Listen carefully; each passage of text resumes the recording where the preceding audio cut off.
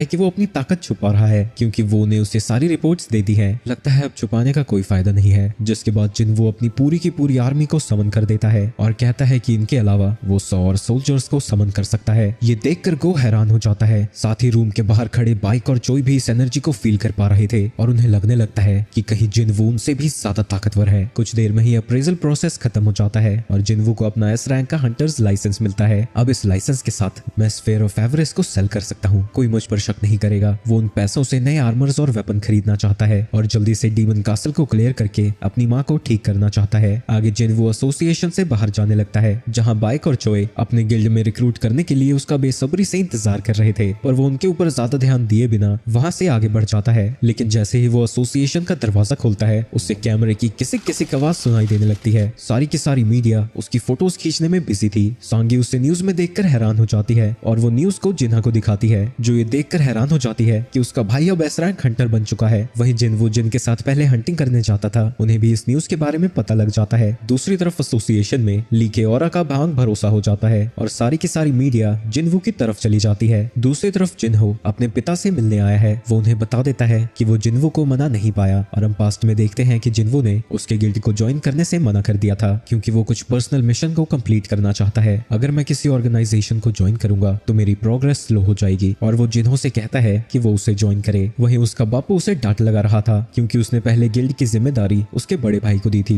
मैंने तुम्हारी जिद पर ही तुम्हें ये जिम्मेदारी दी थी और तुम कह रहे हो कि तुम फेल हो गए और तुम सब कुछ छोड़ छाड़ के उसके पास जाना चाहते हो। अगर तुमने ऐसा